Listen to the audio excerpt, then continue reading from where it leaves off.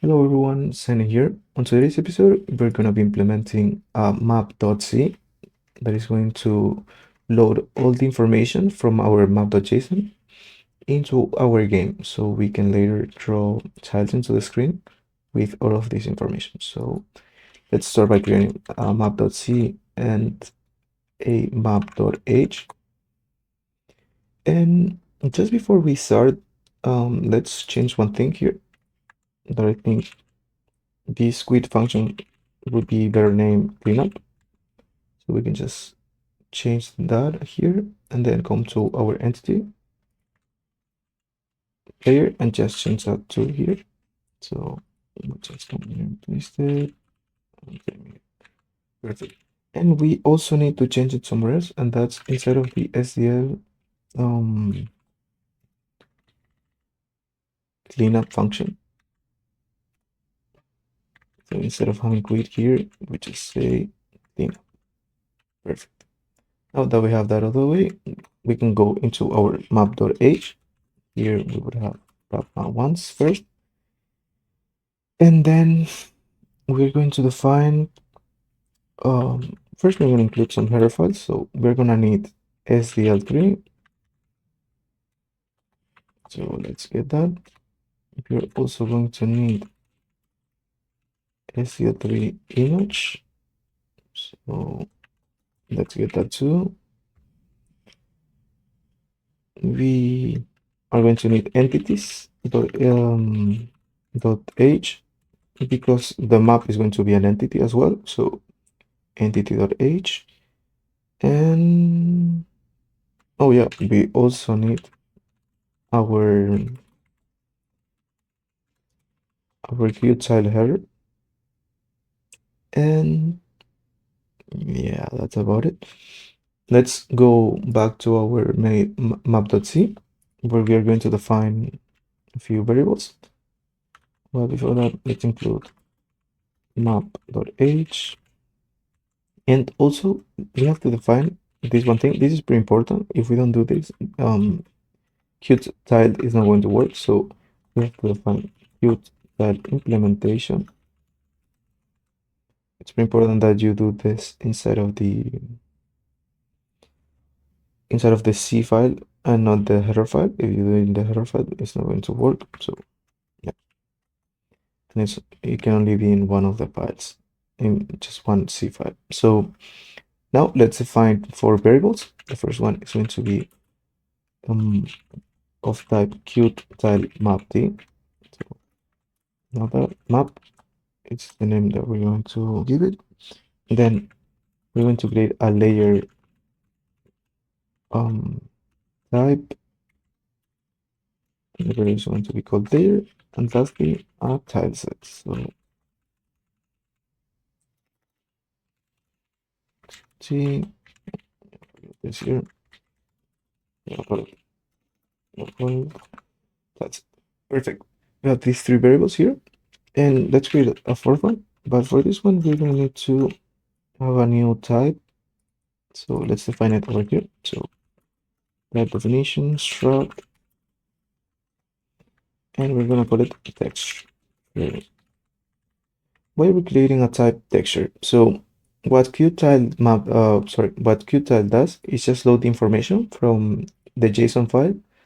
So we're getting all of these numbers, which are basically numbers to identify each tile inside of the map as an array. And so we don't get anything else outside of that. Like we get information inside of this file. So the height, the whatever, the name or where the image, the path to the image or the compression or whatever, all of these things. But this is not going to help us to actually draw into the screen. So what we need to do is create another type. And this type is going to hold the texture that we are going to load with image, with SDL image, and also some other information that is important. So let's create our text, texture variable. And let's go back to map.h because we didn't say anything here. So this struct texture is going to hold first texture from SDL, then a few ints. So first GID, another int tile count, another int tile set read. Just copy it and get secure. Since it's too high.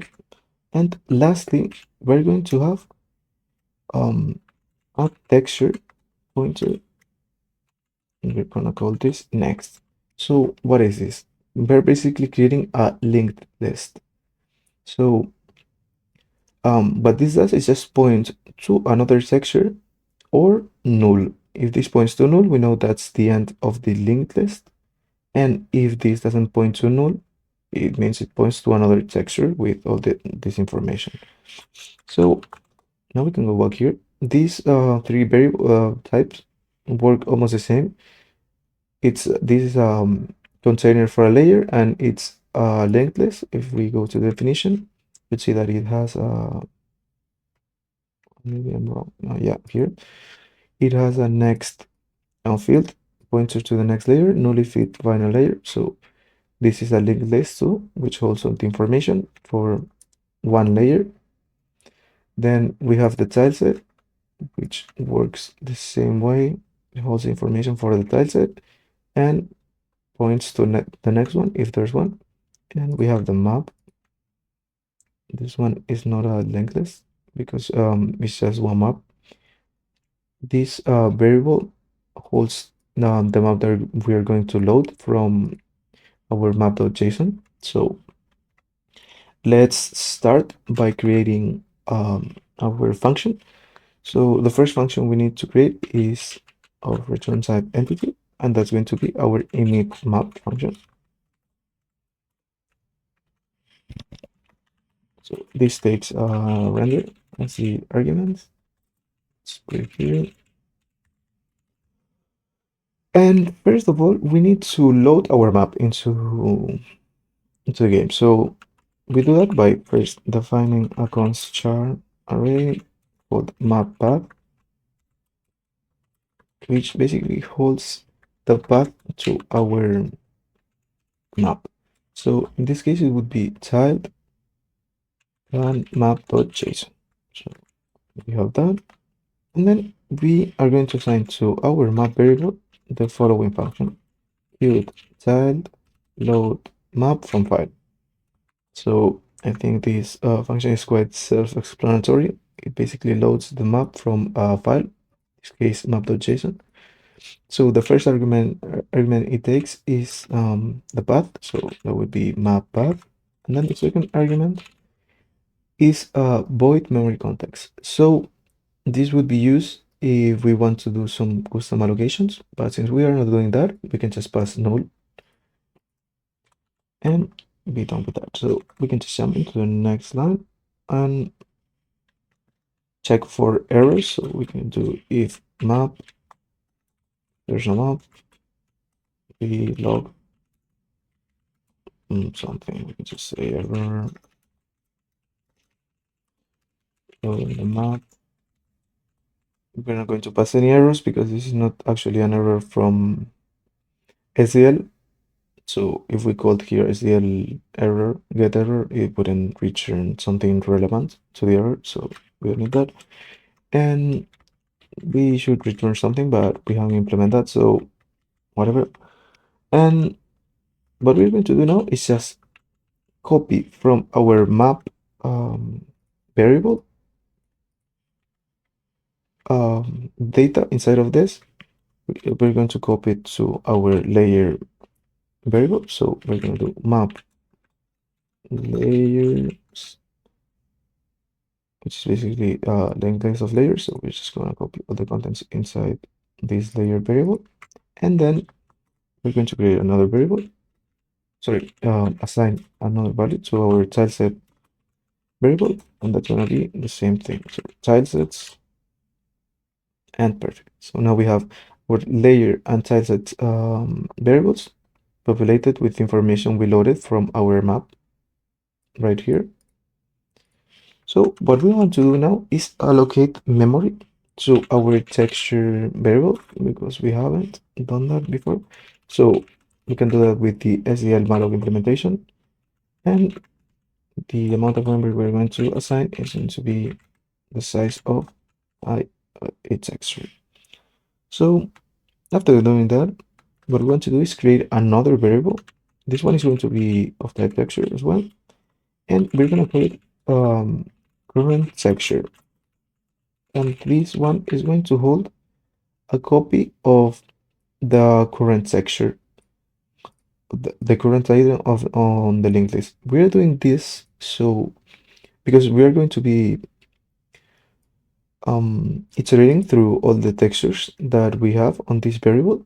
Because if you remember, this is a linked list, so to do that we would just have to jump through all the items. And so since we don't want to delete the other the textures while we're iterating through them, we're just going to hold a copy here and iterate through this copy. So also we also need tile set index. No, I don't think we need this. Actually, we don't need this. We can just keep going. And so the thing we have to do now is create a while loop with our tile set. So why are we creating a while loop? So if you remember, this is a linked list. So we are going to be iterating through all of the items of this linked list. And if you remember also, when the linked list hits the next field, so we can just go to the type. So here we have a next field, meaning the next item in the linked list. It's always a pointer to the next tileset, or null if final tileset. So we know that if this is null, we have ended traversing the linked list. So now we can just come here and do our thing for each of the tilesets that we have on our variable.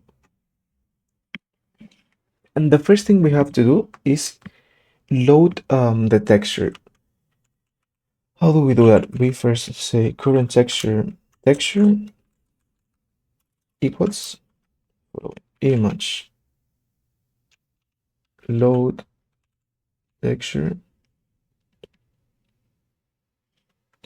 And here if you remember how image load texture works, it has two arguments. The first one is the render, we already have that, and then the second one is the path. So the path for the texture, it's over here. We just say tile set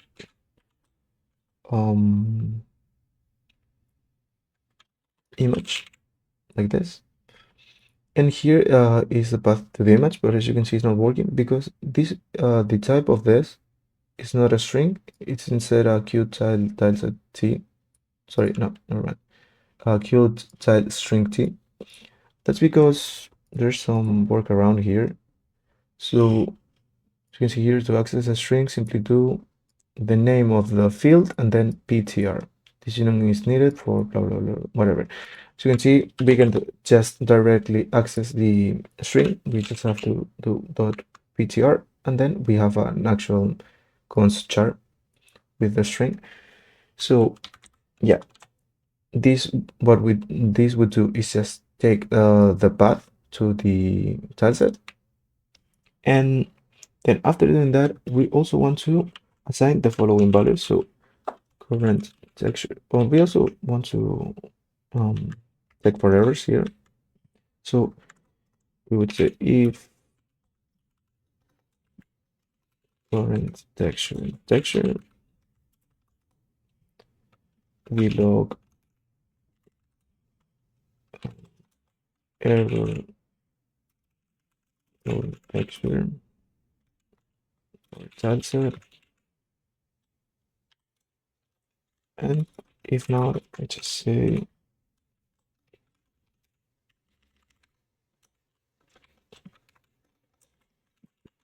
texture loaded successfully.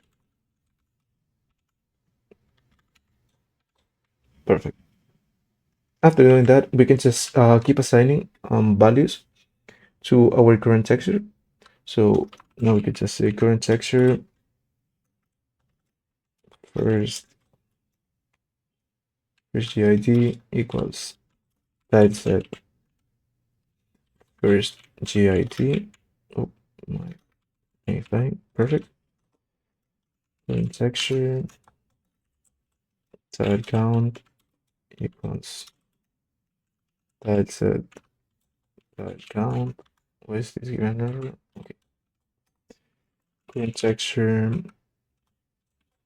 tile set width equals tile set image width and last one current texture. We'll just copy from here again. Just change this to height. Same here. Perfect. So we just copied all the values from the tileset into the current texture variable. And now what we have to do is just jump into the next item in the linked list. So we do that by just saying tileset equals tileset next. So we're just going into the next item. And now we have to check if there's such item. So if there's a next item, so if tileset, because if there wasn't, this would be null. This variable would be null now because tileset next would be null. So if there's actually a next tileset, what we want to do is just go into the next item in the current texture variable. So we can also assign the same way we are just jumping into the next tileset. We want to also have a new texture grid. So we want here to SDL malloc memory for this new texture, the same way we did with same way we did up here. So we assign memory to the texture, and since we're getting a new item in the list, we have to assign memory to it as well. So now we would also say current texture equals current texture next. So we're just jumping the same way we did here with the tile set into the next texture, and we can have an else here 7 saying in the case that we don't have a next tile set, we want to do the same thing for the current texture. So if there's no next tile set, there's no next texture either. So now that we have this, we have our while loop. We need one more thing, and that's returning the entity, because as we said here, we need to return an entity. So let's create our variable. We can call it map e, because we already have a variable called map, so let's not repeat that. And we need to assign values to the functions. So since we don't have that, let's create a dummy function. Let's just say a render or whatever. Oh, what did I do? Oh, I think I undo it. Okay, just copy this over here. I think we broke something. Oh, never mind. Perfect. Just have this here. And right here, we can just say cleanup dot cleanup equals render dot handle events equals render dot render equals render and dot update equals render. We're just doing this so we don't get any errors, but we obviously will change this to the corresponding functions. And so now we just need one more thing, and that's returning the map e variable. And this would be how to init our map. We loaded the information from the file, then we created a texture for each of the tile sets we have. And now we would have to render into the screen with all this information. We now have the texture loaded, and we also have the information from the tile maps. And so what we have to do now is render that to the screen. So let's do that on the next episode because this is getting too long. But yeah, that's what we're going to be doing on next one.